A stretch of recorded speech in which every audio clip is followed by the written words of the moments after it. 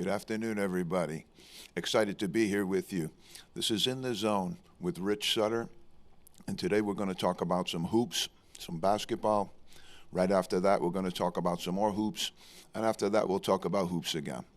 Basically, we're going to discuss college basketball, a little bit of pro action thrown in there, but this show predominantly, and this is a perfect time to be kicking this show off, is to talk about college basketball, March Madness, and all the exciting things that are going around it right now.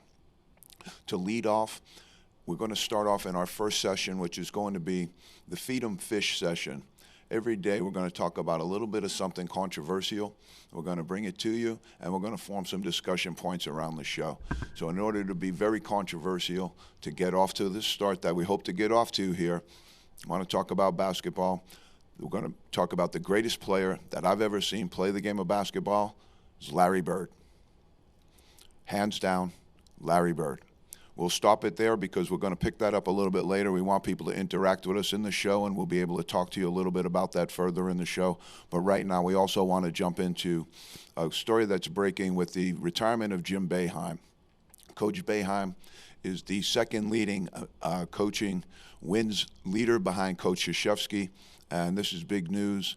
After 47 years, he's decided to hang it up in Syracuse. He will be replaced by his longtime assistant coach, Adrian Autry, who I know from back in the day. We coached against Adrian Autry's Tallentine team.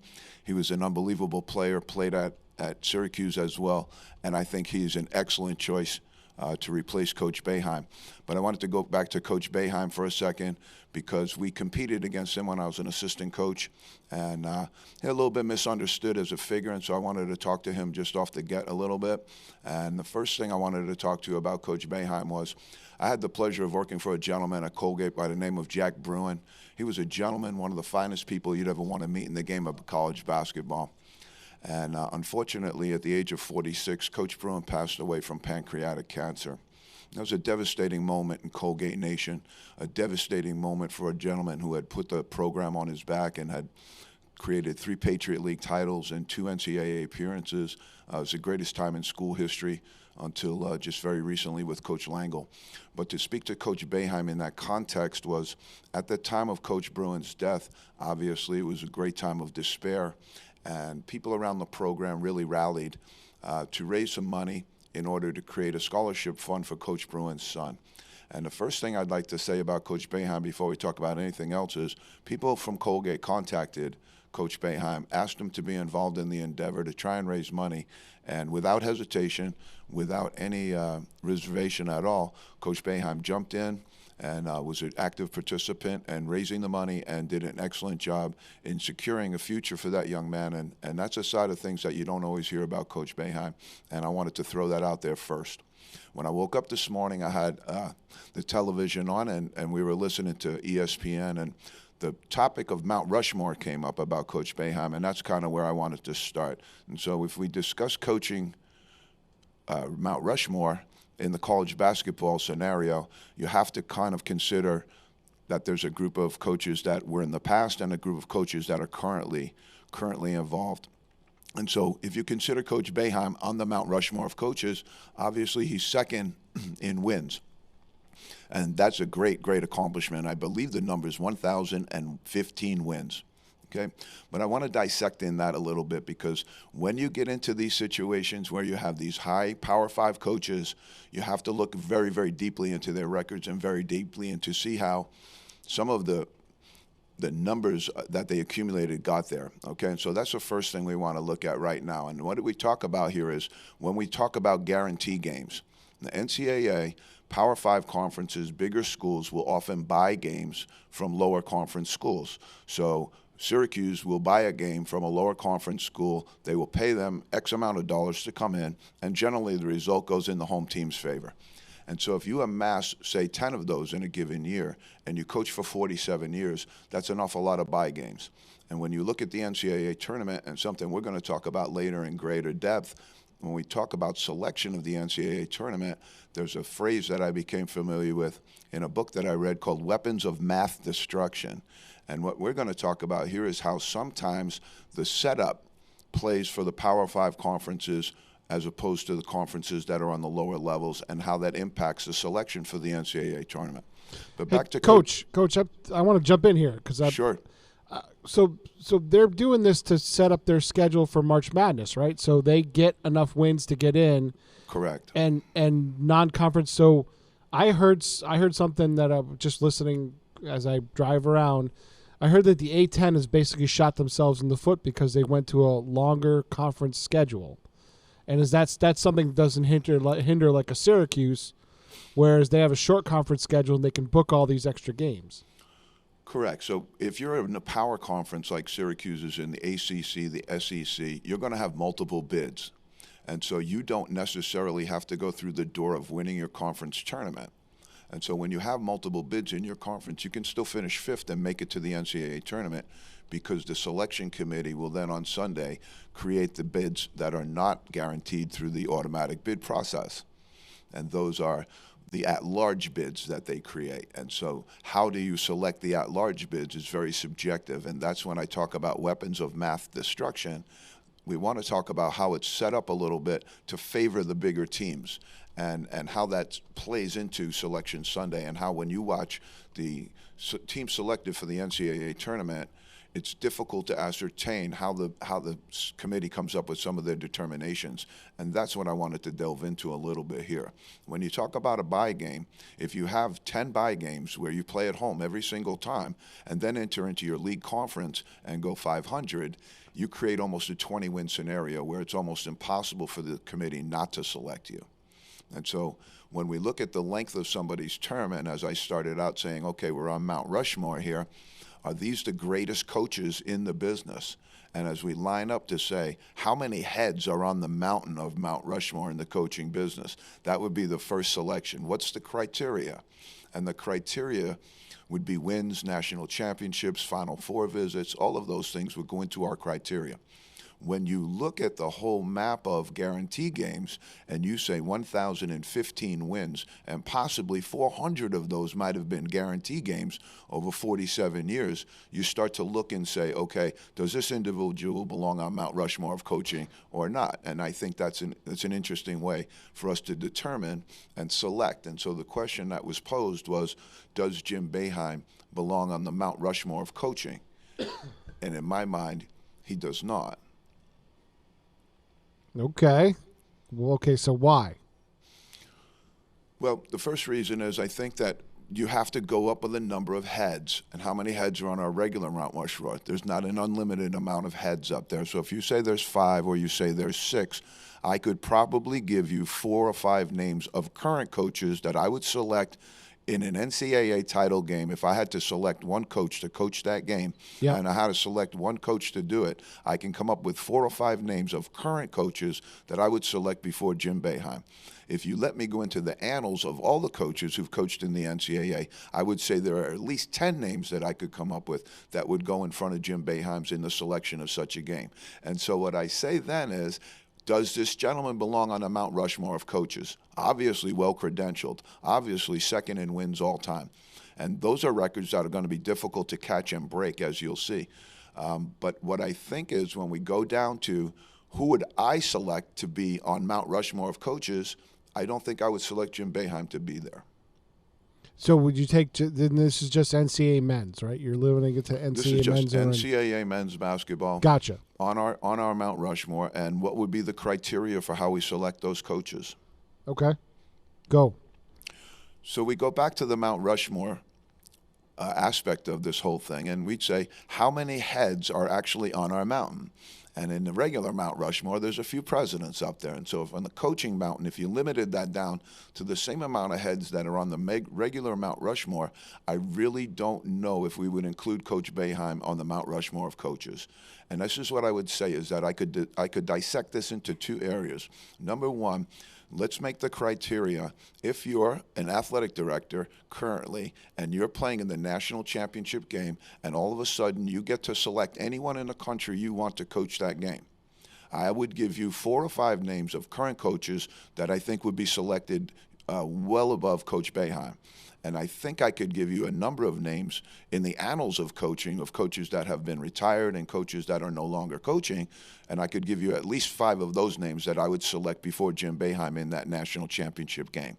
And so given all of that, I wanted to touch on the humanitarian aspect of Coach Boeheim and some of the things that are a little bit misunderstood about him as an individual. But then also to delve into his actual coaching record. How do you get to 1,015 wins, especially when possibly in the area of 300 to 400 of them might have been bye games or guarantee games? I think that's relevant, and I think that needs to be looked at. I think that also translates out into the NCAA selection committee that's coming up here. And as you look at who actually belongs in the NCAA committee, whether we take in the weapons of math destruction or not, you really have to give consideration to who bought some of those games, never left home, stayed there for 10 straight games, built up a 10-0 record, then went into their league, played 500, and now they look like an NCAA selection lock. That's what I wanted to talk about. Joe Lunardi, some of the other great analysts that are on ESPN, they do a great job. But I think sometimes they miss the point because they're so locked into the Power 5 conferences, and that's the way the setup goes. And I think with a little bit more information and a little bit different look at this, we would look at things a little differently when it comes to Selection Sunday. And I think that matters. I think what you're seeing in college basketball right now is a dramatic shift. And what's going to happen soon is possibly you might see a fracture within college basketball where you would create a 1AA just like they have in football, where the Power 5 conferences take everything up. The automatic qualifiers for the lower conferences, such as the MAC conference, the Ivy League conference, the Patriot League conference, those things would go away. And the Power 5 conferences would take the top 68 teams, whether it's in a Pomeroy rating, a Ken Pom rating, or whether it's a Jeff Sagarin, who does an absolutely fabulous job of putting all the data together and trying to compile the top teams in the country ranked mathematically and data-driven. But that doesn't always tell the whole story. And there's a human aspect to what we do. There's a human side to what we do. And some of that needs to be incorporated into what the committee's thinking is. And when I look at the amount of bye games that some of the Power 5 conferences have, opposed to the teams that don't buy games at all, I think that that's a decided advantage for the Power 5 conferences, and quite possibly might be something that gets taken out of the selection criteria when looking at the games. If you're looking at games that were bought and paid for, I think you have a different way of looking at that game. And so right, is that what they're saying where it hurts a conference like I think I keep going back to the A10, but because they only have a few non-conference games, that really hurts them with the selection committee because they're looking at the overall schedule, even though they're paying for, almost what amounts to a scrimmage, in some cases, right? These conferences that have a longer conference schedule are getting hurt in the selection time. Well, let's take a real life example. You have Syracuse, who would play Colgate. When I was there, we'd play them every year that I was there. It was 50 miles away. We got in the bus. There was very little travel to do with it. Around that time, it was about $20,000 guaranteed. The price has certainly risen, so now you're getting $40,000, $50,000, $60,000 for one game. If you go to a tournament, you're probably in excess of $75,000, $80,000. Okay. This has also led some coaches to be entrepreneurial as well. And so when you have coaches that are entrepreneurial, you might have a coach who says to his athletic department, okay, I'll take on $200,000 worth of guarantee games, but every dollar from that point on is mine. And so if you can get into a situation where you pay 6 guarantee games and we get up in upwards of $50,000 for the game, the coach can make some bonus money, if you will, by taking on a schedule that's absolutely unfair to his team, but it actually pays well for the university and puts some money in his pocket as well. So what they would do then is hopefully go into their conference and dominate their conference and get the automatic qualifier by going through the conference and the conference tournament. So make it up on the back end. Right, but the bills are paid, so it makes a little bit of a difference on the other side too. So is this whole system, like, people don't really understand it. Is the whole system need to be thrown out and reformed, or is there a way to moderate what they're doing now? So we have a new president of the NCAA, and everybody's going to know his name. He's the former governor of Massachusetts. Governor Charlie Baker is now the new president of the NCAA. and I'm going to look straight into the camera, and I'm going to offer Governor Baker some free advice. First thing I'm going to offer Governor Baker is to take the NIL and disband it. The What's the NIL? NIL is name, image, and likeness. And what it did was it allowed for years none of the NCAA players, none of the players in the NCAA, regardless of sport, are allowed to get paid. They're amateurs. And so the way around it was for the NCAA to go from, well, we have to go backwards just a little bit because we had an FBI scandal in the basketball ranks, and we had coaches on wiretaps with sneaker companies talking about X amount of dollars they needed to secure this recruit. That was obviously scandalous for the game. What we did as a response to that was a total punt of the football, and excuse the mixed metaphor, but we completely punted on this and then went to the NIL, which stands for name, image, and likeness, which now allows for players to go out and work their own deal, for schools to go out and work deals for certain players that they want to reward and compensate for coming to their school. So basically, you've taken amateurism and blown it out of the water.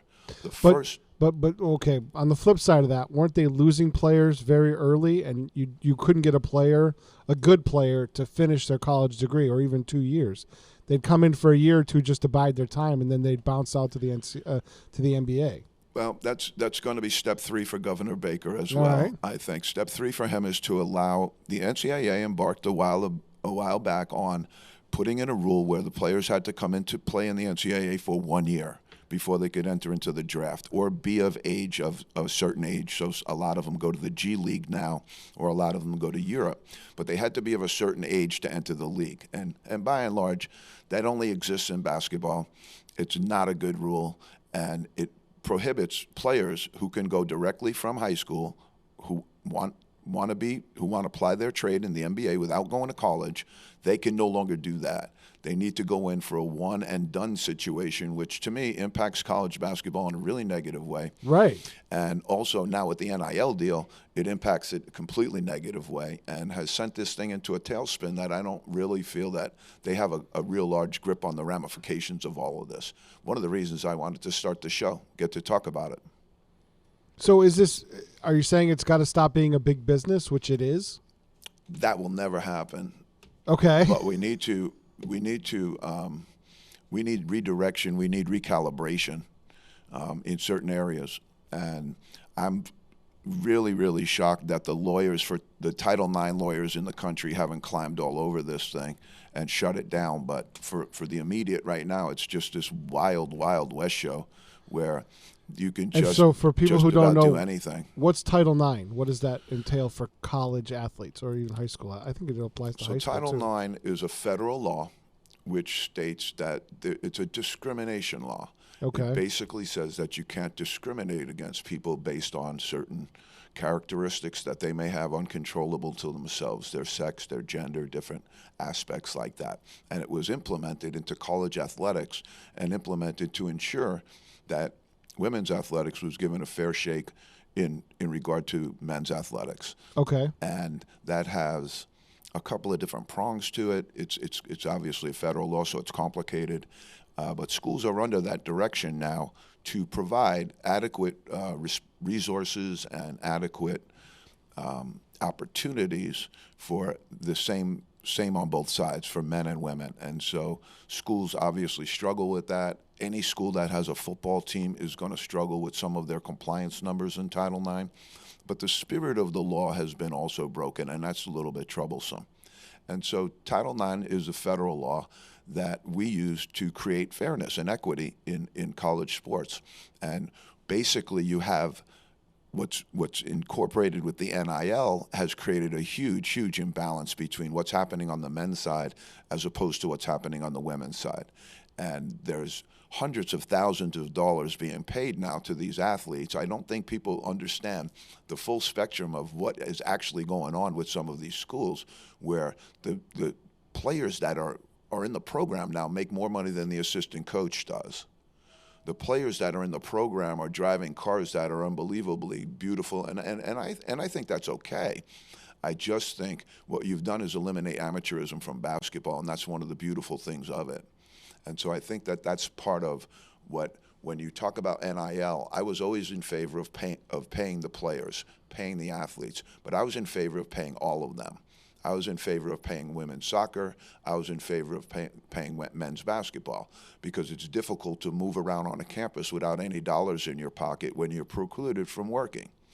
So, But should it be a set rate for every player? I believe it could have. That would have been the actual step to take, and I think that Governor Baker has an opportunity to take that step. I'm not married to a number, but when I say $12,000 per student athlete, I think that's a place to start and have a discussion around. $1,000 a month doesn't seem like an exorbitant amount of money, but there is a significant amount of money being made on the likeness and the images of these players. So there has to be a way to disseminate the money. The way they did it, though, was an absolute punt of the football to go up into this chaos, into this world of having absolutely no rules.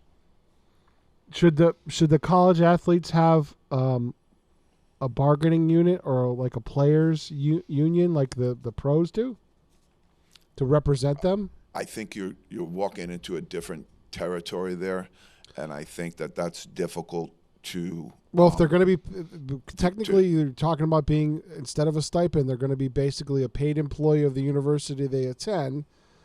Would that automatically qualify them for a union status? I just see tentacles. Everybody wants to make a buck. Yeah, and I would be. I think that's a decent discussion to have. Do they want to be part of a union? That's another discussion to have. I'm agnostic about that a little bit. Okay. I do think that there's an awful lot of money being made, and I do think that there's an organized way to disseminate some of that money so that you have young men. Because what happens on the flip side of it, Pete, is you have young men who come into college campuses and they need money to operate. Sure. They have to do a lot their of them laundry. come from poor situations. They have to do their Yeah. laundry. And they come from socioeconomic backgrounds that are absolutely disadvantaged. Where does the money then come from? Right. The money comes from the street. And that's when you run into problems, because when people get into street money, then it becomes a completely different situation. And so when I say the street, we're talking about AAU coaches. We're talking about grassroots organizations where they'll funnel the money. The monies will get funneled through the school. That's what we heard on the wiretaps, is that the money was being funneled through the AAU programs to the families, to the players, and then they would sign with the sneaker company and the school at that same time. Because all of the coaches have sneaker deals, and most of them either have Nike or Adidas. And so those two companies compete for the whole landscape of college basketball. And what they're doing is putting money into grassroots situations where you're trying to talk to 14, 15, 16-year-old kids, trying to figure out who's going to be the next Michael Jordan, who's going to be the next LeBron. Millions and millions of dollars are being spent on grassroots organizations in order to create leverage so that when the player walks into college, they're wearing, well, even before that time, they're in high school, they're in an AAU program. The AAU program is sponsored by X sneaker company. X sneaker company now comes out and then directs the young man to go to the certain college where that coach is also signed under that sneaker company. The sneaker company then comes in again as we start to turn pro and says, okay, now we're talking about a shoe. We're talking about having your own brand. And that's where it starts. And it starts at such a young age now, and it's so unhealthy in so many areas. But there's so much money that buttresses it that makes it really difficult. All right, so, wow, it's just trying to wrap your head around all this. It's just an immense problem. But where's the first step? What's the first step? Is the first step eliminating teams buying games to change that landscape? Is the first step making students have a stipend instead of getting however much money you can get? Where do you start? What's the first? So I think it's a three-pronged thing for Charlie Baker. It really is. It's a three-pronged situation. And my feeling is that if you don't have something good to replace it, don't change it. Okay? But in the aspect of the NIL, name, image, and likeness, where certain players, I'll give you an example. One player was getting an NIL deal at a certain school, and they went and did very, very well last year in the NCAA tournament. They decided to bring in a new player this year to help them make a run to get the national title. They bring in a player and compensate him above what the player they had in the program previously had. So now the player in the program hears what the new guy got. Now he wants to renegotiate his deal. Right, it becomes like an NBA situation. Exactly. And you also have gentlemen in that locker room who are not getting paid.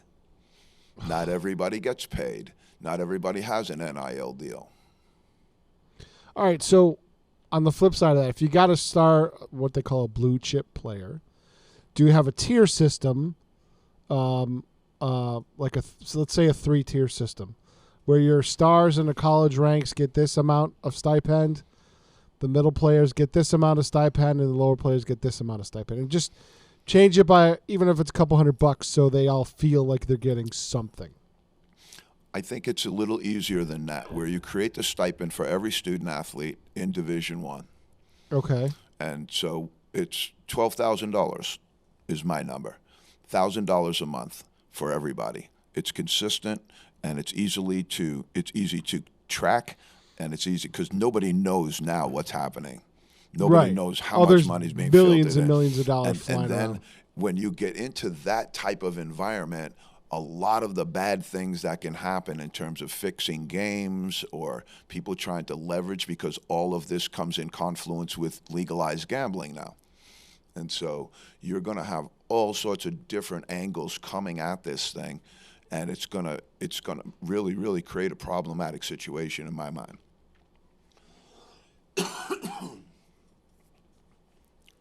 All right, so this is where we start. Now, believe it or not. Okay, so here's what I think with Baker, honestly. Okay. He's the new president of the NCAA. He needs to close out the NIL. He needs to cancel it. He needs to replace it with a monthly stipend that they get that's upwards of $1,200, $1,000 a month. Second thing is, in regards to the buy games, they don't have to eliminate buy games because it's a decent way of moving money around sometimes, where bigger schools have so much money and these other schools don't have as much money. It's a decent way to move it around. But I would take it out of consideration when we come to NCAA Selection Sunday.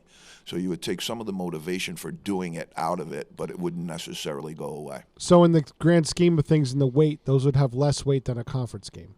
Correct. And then you throw out the transfer portal that they have now, where they have an open NCAA transfer portal where anybody and their sister can jump in and throw their name into the NCAA portal that they want to transfer. It's just a bit of a Wild West show where there's no way to evaluate. There used to have to be a wait period or something before you could start with another program? And the contact is the real piece of it. You have people calling young men in their dorm rooms now, and it's just the contact part of it. You were never allowed to contact another player before without a release from the NCAA. The NCAA would offer a release, and what they did a couple of years ago is they put in what was called a self-release so that the player could do it by himself for 30 days without having the coach's knowledge, so it wouldn't create an acrimonious situation with the coach. So they can release, and that's what they used to do, is they would go through the NCAA and it would come up on my desk, and all of a sudden I'd look down and say, okay, one of my players is seeking to be released, which means they're looking to transfer.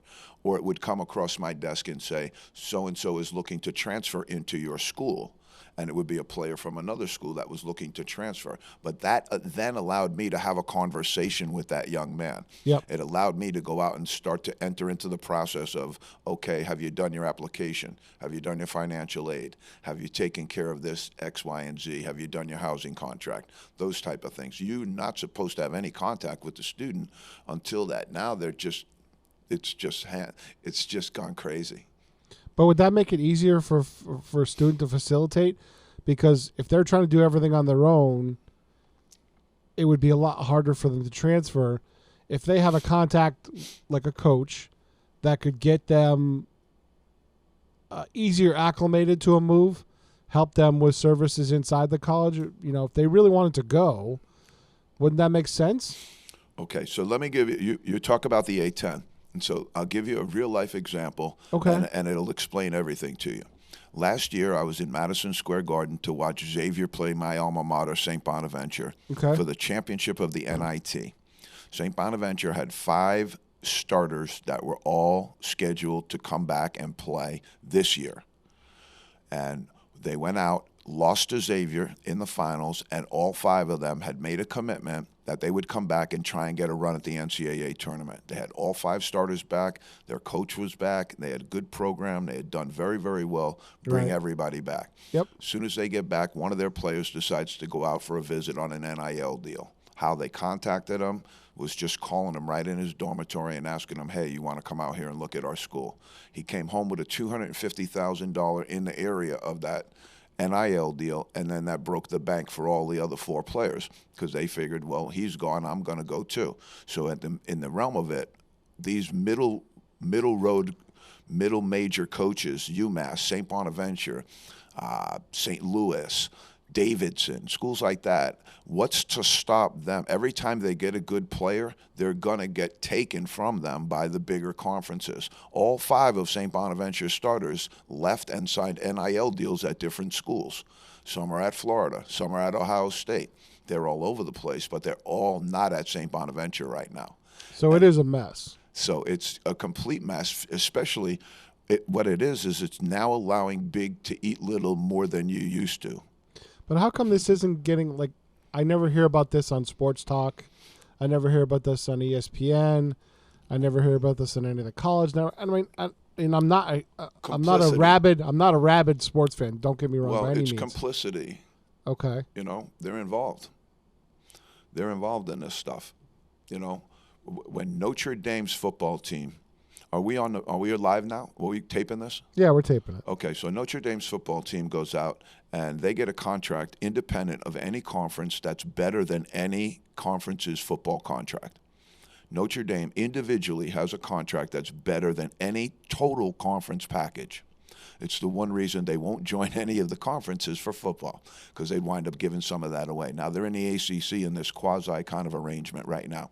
But what you do is you go out, and Notre Dame's football coach wants to play Appalachian State. He wants to play all of these teams that they can beat by 55 points on Saturday, so his record looks good when they get ready to select the bowl game. Right. NBC doesn't want a 55-0 game. Right, they want something competitive. So when you sign a contract now with this TV company, the TV company now makes your schedule and says, nope, you're going to play Michigan, Michigan State. Coach goes 5-5. He gets fired, but everybody likes watching the game because it's an exciting game. So the TV company gets paid, but in the end of it, it's not even good for Notre Dame. That's why they joined the ACC. Is to get out from under the television company telling them you have to play all of these top 5 teams and lose every day. That's crazy. It's just so crazy. The whole thing is nuts. It's built on stilts, that's for sure. It's built on stilts. Just absolutely nuts. Wow. So basically, let's go back to the basketball end of this, and we're talking about 4 pillars of the show that we want to talk about here. The first is the regular season. The second part of the conference tournaments, which we jumped in at the right time. It's perfect right now. This is conference season. It's probably actually my favorite time of the basketball season is the conference season. Then we'll kick on to the March Madness part, which everybody loves. We'll have the brackets ready. We'll give you some advice if we can, but also we're not that great at it either. It's a really difficult thing to pick and to know, especially in some of those 10-11 games and some of those really tight games. But we'll do the best we can, but we're going to have fun with it. And the one thing that I would encourage everybody here on the show is just to have fun with this, is to express your opinions. Feel free to express your opinions. I think Larry Bird's the greatest player that I've ever seen, but I'm sure there's a ton of people out there who think differently. Some up at UMass would say Dr. J might be the best player of all time. Some that are younger would say LeBron is the best player of all time. But that's a piece of what I'm hoping to facilitate here as well, is that we can get back to talking to each other about things and disagreeing with each other about things without going to war with people. We need to learn how to go to battle, not to go to war with each other. And I think sports is a great forum for that. And I'm sure some people think Michael Jordan's the greatest player. And we'll have LeBron James and all of those other great players that have played in the game, and there's certainly unbelievable. Kobe Bryant is unbelievable, rest his soul. And so there was so many of the great ones. It's hard to pick one, but it's each each person has his own different take on things, and that's what makes this great. And I think if we take that piece out of it, we lose a little bit of something. And so that's one of the reasons I wanted to start the show as well, just so we have an open forum where I'll go out and shout out to one of my great players, a gentleman I coached by the name of Grant Cooper, who stood up in our lunchroom one time and stated that Amari Stoudemire was the greatest basketball player of all time. God bless you, Coop, but that's not even close.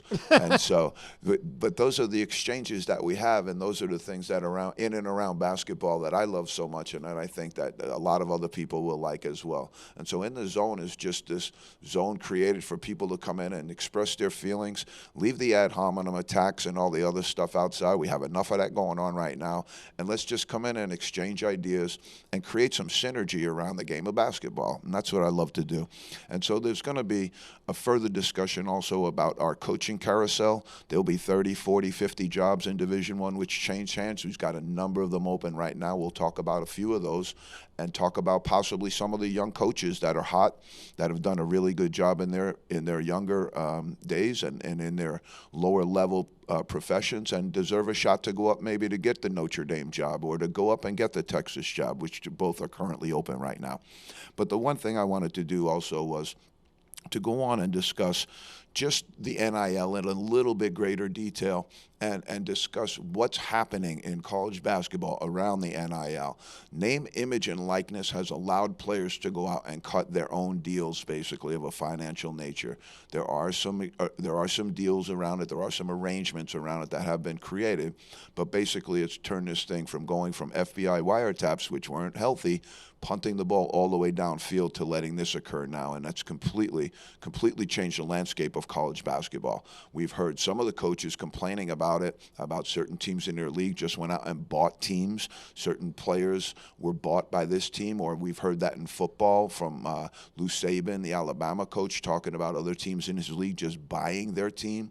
And I think that we've entered into a realm where it's really, really unhealthy. So I'm going to offer our new president, the NCAA president, our former governor, who's probably the most liked governor in the entire United States, Charlie Baker. I'm going to offer him a little bit of advice. First thing you need to do, Governor Baker, is you need to shut down the NIL.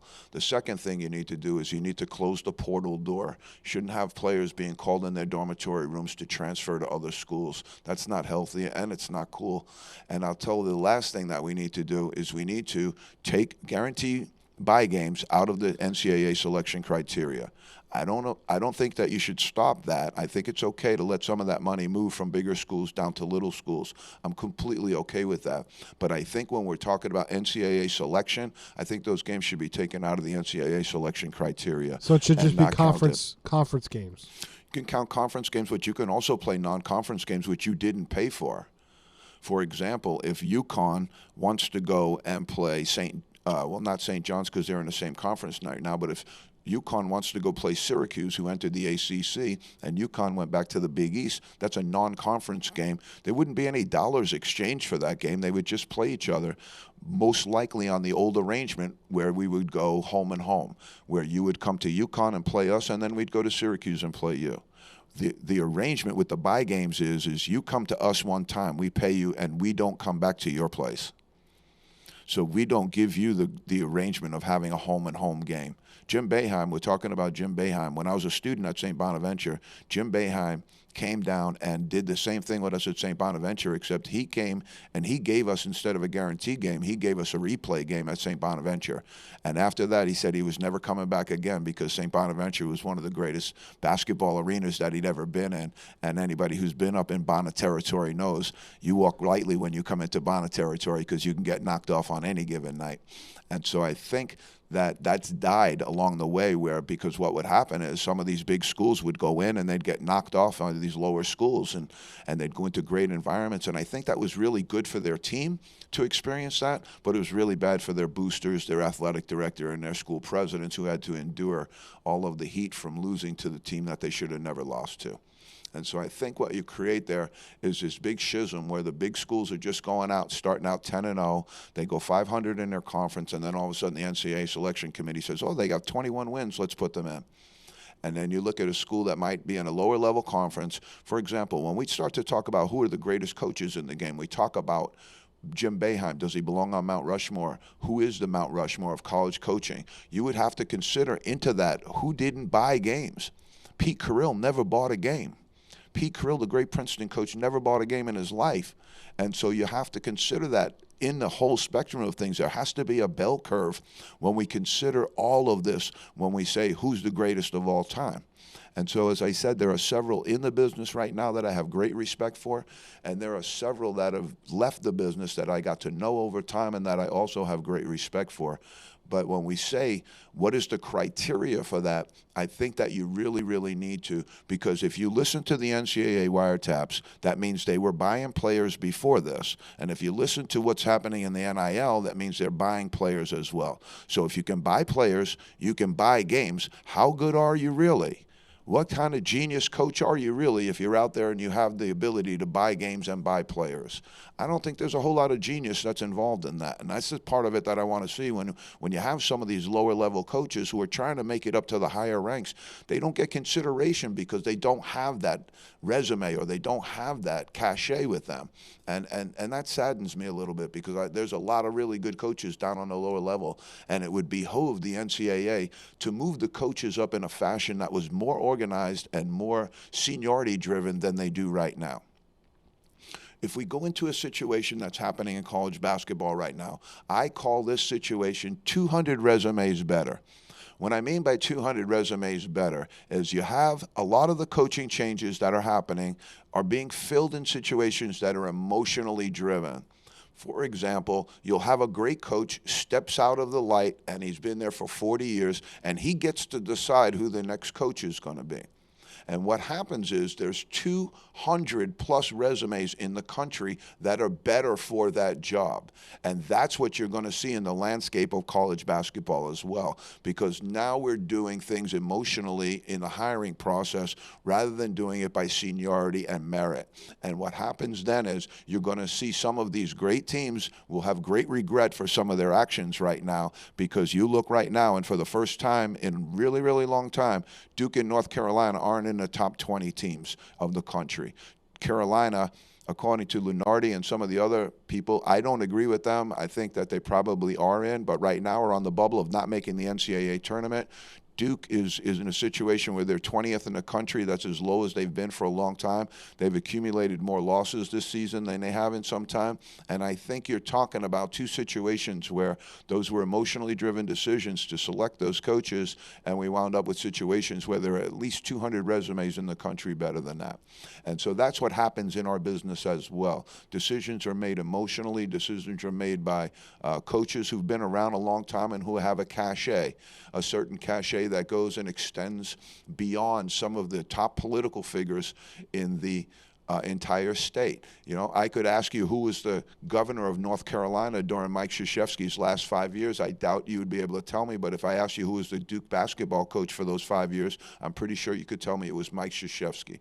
And so they develop an amount of power and an amount of influence that's significant. And when it comes now into the hiring process, with those jobs being the best jobs that are out there in the market and they're being taken into by consideration as opposed to merit, I think you're into a little bit of a dangerous territory there. And I think some of those schools are going to regret the day that they wound up going in there, because in the situation of let's take Duke for example, John Shire was Coach Krzyzewski's handpick, and I understand that, and it's an emotional decision. But there were a number of coaches in this country, at least 200 coaches in this country, with a better resume than John Shire's. But it was taken through and done that way. There were at least 4 or 5 coaches that were in the Duke family that played at Duke and are now coaching that had a better resume than John Shire. Again, they made the decision emotionally. I think they'll rue that day. I think the same thing at North Carolina. I think the same thing happened at Stanford, and I think the same thing's happening with a lot of the jobs. I think down at Vanderbilt and Memphis as well, with Penny Hardaway and with Jerry Stackhouse as well. I think those were all-star hires, and what happens is the athletic director wants to win the press conference. The college president wants to win the press conference. They don't think about the other 364 days their players are going to have to endure, but they want to win the press conference. Well, but if they sign those names, in the landscape of free money, basically, that brings money in the door. Correct. What they'll do then is they'll get their boosters excited by having a special name. That name comes through the door. It doesn't necessarily change the product, though, and that's what you're hoping for. And so if you can change the product, then the money will come instead of just changing the name. Okay. And so I think it's a process where you have to think a little bit long range. But right now, the biggest problem is because, and you can look at it, there are 340 plus Division I teams. And in an average year, the carousel will spin to the tune of 40 to 50 names. That's over 15% of the entire population of college coaches that are being taken out of their jobs on a yearly basis. And if you extrapolate that over to 4 and 5 years, you're talking about like 120 coaches in 4 years out of 340 jobs that have been removed for their job because they aren't doing a good job. And then you say to yourself, well, how did we get there? Okay. And we got there very often by taking these assignments and taking these promotions and doing them emotionally. I think the same thing occurred at Syracuse as well with Coach Autry. I love Red Autry. I coached against him. I think he's a wonderful young man. But to take on the Syracuse job in your very, very first job, never having coached before, never having called a timeout before, I think you're setting those people up to fail. And I think it's dangerous for the game as well because those are the marquee jobs in our area, and we should have competition for them. And the competition should be open and fair. And currently it's not, and that's slowing the game down as well, I think. Okay. So we go from there, to the next segment I like to call is Noxzema. Okay, and Noxzema used to be a face cream that everybody would put on their face when they wanted to get their skin nice and everything like that. But it's a little story about the Bronx that I would like to tell. And in the Bronx, we had a schoolyard that was an absolute mecca of basketball. If you couldn't make an offhand layup by the time you were in third grade, you were done in life. So this was a place where Kareem Abdul-Jabbar played basketball. It was a place where pros would come to play in the summertime because it was just such a great environment to play in. And so growing up in that parish, growing up in St. Gabriel's, it was really, really imposed upon me at an early age how important basketball was. But the story of Noxzema comes because in the Bronx, we were a little bit rougher about our basketball back then. And so when you would hit a shot and you would turn around to your opponent and you wanted to trash talk your opponent, it was very simple. You would just go in your face. You would just say those 3 words, and it would just go in your face. And so one of our friends is in the schoolyard, and he says his cousin from California is coming in, and he's being recruited by all of these schools out west, and he wants to play with us. And so we set up a game for Saturday, and in comes the guy from California. And so he gets matched up against one of my friends, and my friend's a pretty good player, goes over there and hits a couple of shots on him and starts giving him some business. He tells him, in your face. In your face. And the guy from Cali's looking at him like he doesn't know what he's talking about. The guy from Cali comes down, hits a jump shot, turns around to our guy and goes, Noxzema. And the entire schoolyard just fell apart when he went Noxzema on our guy because we knew exactly what it meant and we knew exactly what he was talking about, and it was absolutely perfect. And so there were other clinicians who went around at different times and they would carry Noxzema with them, and they would go out and they'd put a little bit of it on a guy's face when they hit a jump shot in their face and stuff. Gordon Chiesa, old assistant coach for the Utah Jazz, used to do it. But it also expressed some of the cultural differences that would happen between West Coast and East Coast. But where I grew up in the Bronx, basketball was absolutely king. It was absolutely the first thing. And I remember being at altar boy, and the priest was looking out into the crowd on Sunday, the big mass, 11 o'clock. He had his sermon already. He was ready to knock down some parishioners with a great fire and brimstone sermon, and I'm ready to serve mass, and I'm looking out there, and it looks a little thin in the crowd. And so the priest turns back to me, and he looks at me, and he goes, I'm never really sure in this parish who's in first place, God or basketball. And I looked back at him, and I almost felt bad because it was a little thin for a Sunday, and it was the 11 o'clock mass in a parish, in a Catholic parish, and it usually was really attended. But he looked at me and he says, son, why do you think that's so? And I said, Father, if you're late on Sunday, you can get a seat anywhere you want. I said, but if you're late to the run on Saturday morning in the schoolyard, you sit like Jonah in the belly of the whale. He was crushed by that. And I felt bad because I was an altar boy. but that was the absolute truth. This was a mecca of basketball that I grew up in, and I've loved the game since I'm a very, very young man. And I became a coach, and I got into this thing because I absolutely loved the game of basketball. What I've watched for the past 25, 30, 40 years that I've been involved in the game is not something that I look at and say, this is good for everybody. There's billions of dollars surrounded by it, so it looks good. But when you take a look underneath the hood and you take a look underneath of everything, it's really degraded to a place, not only from a basketball perspective, in my point, but degraded into a place of humanity and degraded into a place where people just don't care about each other, really. There's a saying in education, is that we're here for the children. And in basketball, that has a whole nother connotation to it. Basketball has a whole nother connotation that's not exactly healthy. I often say to my friends back home that they're aspiring to have their young sons and even daughters get into the game, and they want to follow the life and be in it. And I urge and encourage them that it's a great place to be. And I said it's a place that I've never worked a day in my life. I've had a great career there. But I also say to them, you have to be very, very careful about the people in this business. You have to be very, very careful about the people that will be around your son or daughter. And I said to the guy one time, whose son happened to be a pretty good player, I said, if you had the chance to leave your son in a cage with a Panther, or you had your chance to leave your son in a cage with an AAU coach, I would pick the Panther, because the Panther might not be hungry that day. Wow. It was a staggering statement to a friend of mine who I cared about, and his son was getting into the game and into the life, and that's exactly how I told it to him. And you can go back historically and look at some of those things that occurred in the 80s, occurred in the 90s, and it's frightening. It was frightening to me. What was frightening to me really above it, not that it occurred to the level that it occurred, but the fact that nobody stood up. The fact that nobody stood up to it, because a lot of those people that were in the middle of some of the nefarious stuff were the people who had the best players as well. So the head coaches that you all look at these places on television, they all came in to kiss the rings. They all came in to get those players, and full well knew that not everything was on the up and up.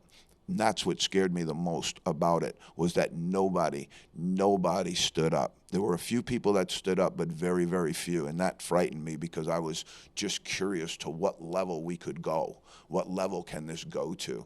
And now you've seen some things also in college basketball this year that are frightening as well, and a little bit staggering.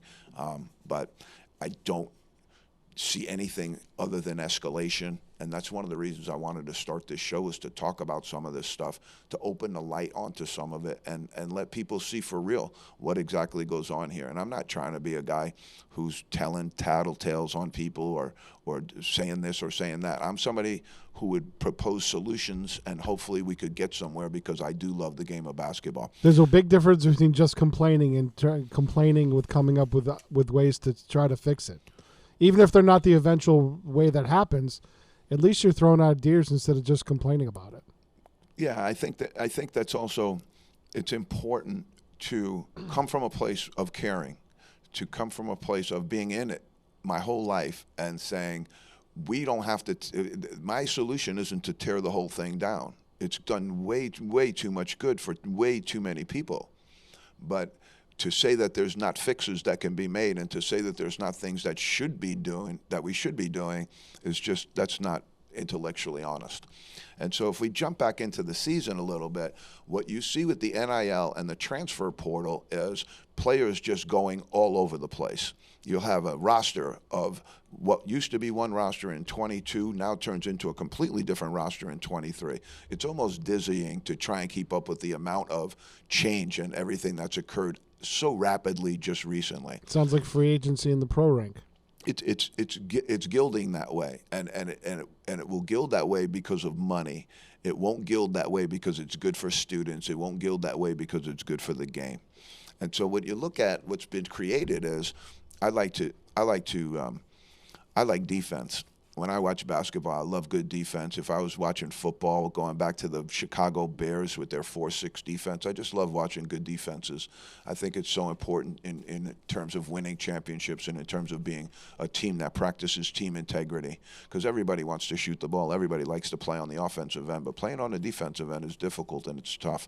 And so I wanted to make note of the Houston Cougars this year, because Kelvin Sampson has done a great job with that team. He's a coach who has bounced around a little bit, but seems to have found his niche at Houston. And how he found his niche was in the most peculiar way, because the former Houston great teams were known as Phi Slamma Jamma.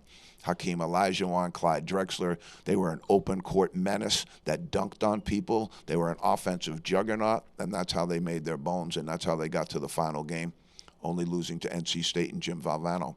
But this Houston team is built completely differently, and it's built so well on defense that I really, really just wanted to bring note to it, because Kelvin Sampson right now teaching and preaching defense to these young players is not exactly easy. And having integrity and program buy-in along that line is even more difficult, especially with young men who are constantly looking in their Twitter feed or looking into a social media site with people telling them what they need to do and how they need to do it. You need to score X amount of points to be an NBA draft pick. You need to do this. You need to do that. And so keeping your team integrity is really, really difficult in today's environment, especially with the NIL, with the portal, and everything else going around it. But I believe Kelvin Sampson's done an amazing job, because his team is built on defense. They help and recover as well as any team I've ever seen in the NCAA. They play together. They play selfless, and they really, really give an effort on the defensive side of the ball. That's why they're number one in the country right now. I think UCLA has done a great job this year. Mick Cronin has UCLA pointed in the right direction. If you're looking at UCLA in your bracket, the only thing that would hold me up from them is the fact that their schedule has been a little soft out west. I don't think the West has been as strong as some of the other places this year, but I think Mick Cronin's done a great job, and they really do have a talented team with a lot of weapons. I think when you look at Alabama, that's the most talented team in the country. You have athletes all over the floor. And Nate Oates has done a fabulous job of being at Buffalo and now going to Alabama and taking really what was predominantly a football school and putting them into a really, really upper echelon of NCAA basketball. I like watching them play because they're exciting. They move the ball, they pass the ball, and they get up and down the floor as well as anybody. So I really think that there's something to contend with.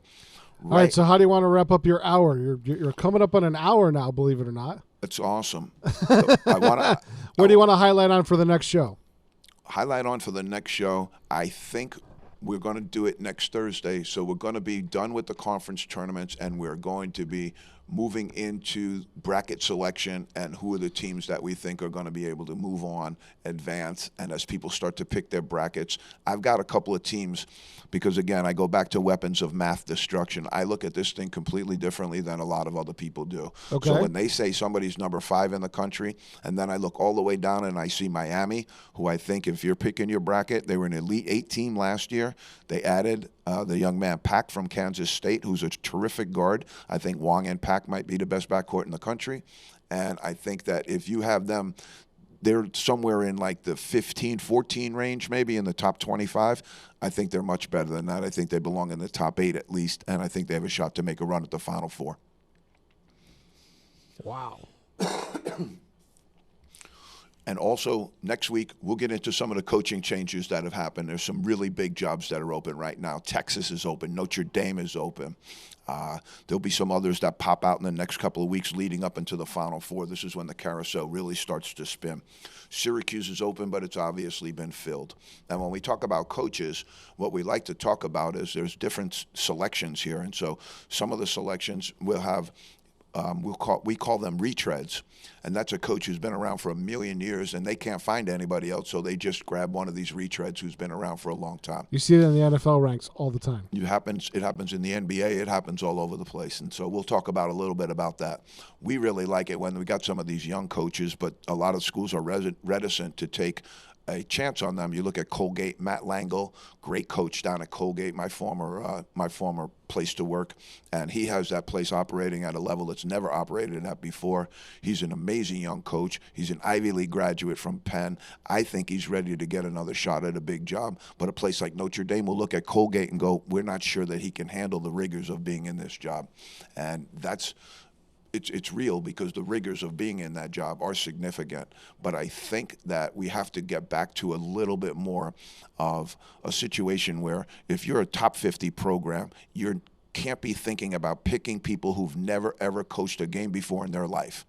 If you're a top 100 program, you can't be selecting people who've never coached a day before in their life, or unless they have extensive assistant coaching experience in the NCAA grounds, because otherwise it just becomes too hard. And again, if you move them up to the top level, like John Shire, Hubert Davis, guys who have not coached before and now are at the top level of the game, I think there's a learning curve there, and I think that's going to benefit some of the coaches that have been around in the tournament. So if you're doing a selection, tournament selection, which we're going to talk about next week, and some of the coaches, some of the tournament selection is going to be centered around that as well. So I think today's been an amazing day just to open up and get ready to get started. But this is going to be fluid. It's going to move from week to week, and we're going to cover the things that are most interesting to you. We're going to create ways for you to communicate with us. And once we do that, then we can really create some synergy around this basketball thing that we love so much and get after it once a week and really do some great stuff around this. But I appreciate Pete.